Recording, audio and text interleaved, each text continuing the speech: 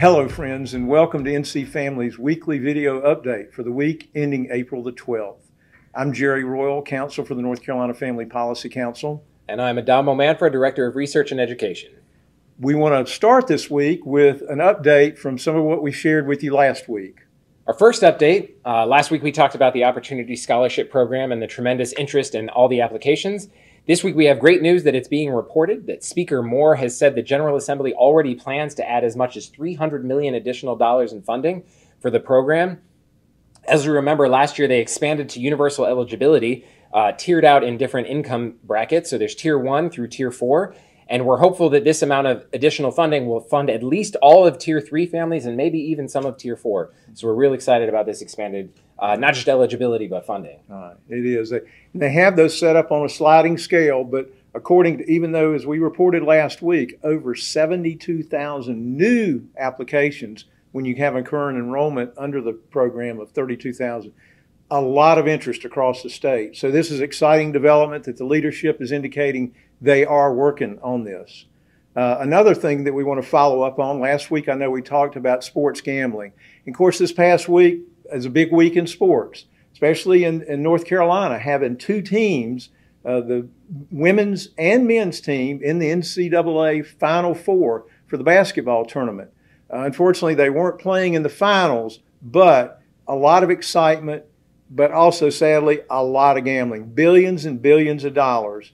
And I know we've shared about a lot of the harms that have history for over 30 years has shown with gambling. Something new has come to light, though, that I don't think people have been aware of in the past, and maybe it's because it's not unique, because I know it did happen years ago right here in North Carolina, where people were not only betting on the outcome of the game, but betting on the specific performance of some of the athletes.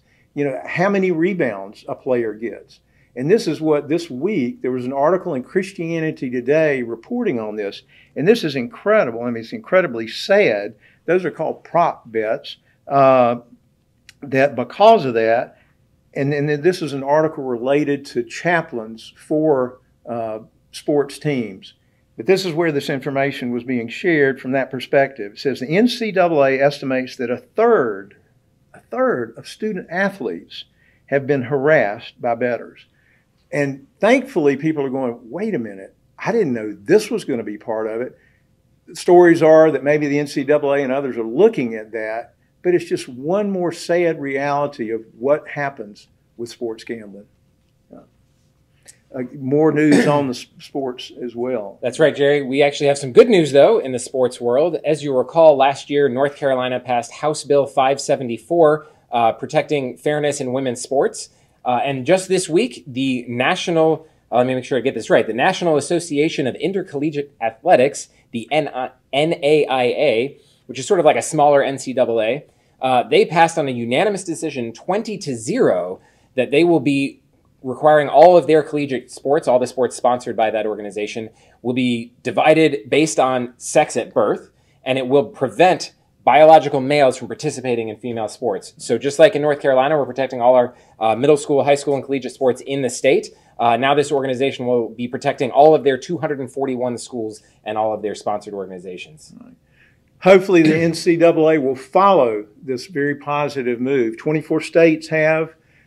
Sadly, at this point, though, in the NCAA, there's 16 female athletes who are bringing legal action about this, which again is hopefully one more thing that'll prompt them to move.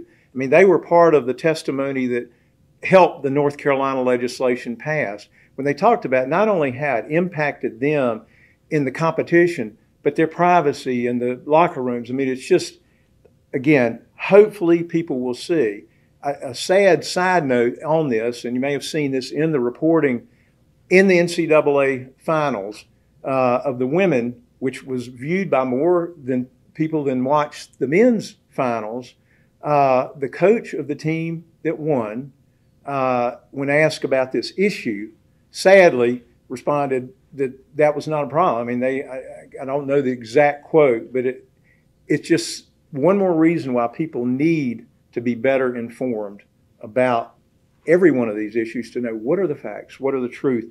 what's the truth about it. And Adama, that's something I know you're very involved with. Absolutely. So as we know, looking ahead in just a couple weeks, our short session for 2024 will start at the North Carolina General Assembly. And when the legislature is in session, that is typically our season here at NC Family to have our Salt and Light sessions. And during these sessions, we bring in youth from across the state and we teach them about people, policies, and the way that policies become law and what happens at the state legislature and in federal law. And that's a great opportunity for, again, young minds to learn about how policy is impacted and how we can bring our faith to bear on that. And so if you're interested in that, please check out our website and reach out to us, and we'd love to have you be a part of that. I actually got to speak on Tuesday at a similar organization called Teen Pact that does a similar thing, but it's 4 days long for their high school group. And it was really inspiring to see, again, young people who are just already engaged in learning about how their faith impacts culture and how they can bring that to bear in policy and legislation and politics. And again, it's just really encouraging to be part of that and to see that growing here in our state in North Carolina. Right. Great that you're part of that, Adamo. And we're continuing to see at every age level how important this is. Obviously, sanctity of human life is right up at the top for us as far as priorities. What we know is most important, recognizing, protecting the sanctity of every human life at every stage of life. And just in the last 2 weeks, there have been 2 important developments that we in North Carolina need to be informed about, need to be recognizing the importance of understanding this issue from every aspect. Last week, the Florida Supreme Court issued a ruling which will allow basically their pro-life law to go into effect, which is heartbeat legislation. This week, in Arizona, their Supreme Court basically made a ruling of law, which they were following the law. They looked at the fact that when Roe versus Wade was overturned, what should happen in Arizona is the law that was in effect prior to that would be the state law, which protects human life from conception, has an exception for the life of the mother. Well, you may have seen controversy all over the country, and unfortunately, sadly, the response in both of those states is they are looking at putting on their ballot in November proposed constitutional amendment protecting abortion instead of protecting human life. And tragically, we've seen already in 7 states since Roe versus Wade was overturned, when that vote was put before the people, they protected abortion over life.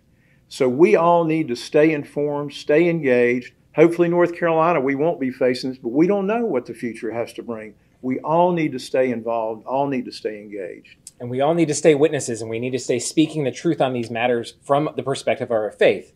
And thankfully, one good story in that area just this week, out of the Vatican, our Catholic brothers and sisters put out a document called Dignitas Infinita, or Infinite Dignity, talking about the dignity of human life and the sanctity of human life. And it thankfully clearly and definitively rejected gender theory, sex change attempts, abortion, euthanasia, and several other things. And we're grateful for such a clear statement standing on these issues, but we all have to be clear voices on these issues. And until we are speaking in our communities, to our families, to our churches, to our schools, and to all our different social engagements, until we're being clear voices on that topic, we won't create a society in which abortion and euthanasia are unthinkable. And that is exactly what we want to do. So that things like what happened in Michigan and Kansas and Ohio just can't happen here. Exactly.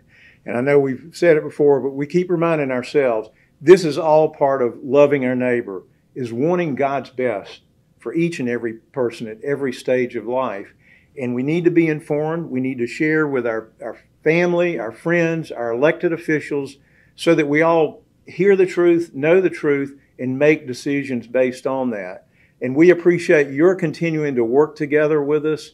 And most importantly, and we see this continuously, to pray together, because we know ultimately what matters is God changing people's hearts and minds, bringing people into a relationship with Himself and helping them see this is what's best. And thank you again for working with us, and we'll look forward to continuing to work together. Lord bless you. God bless.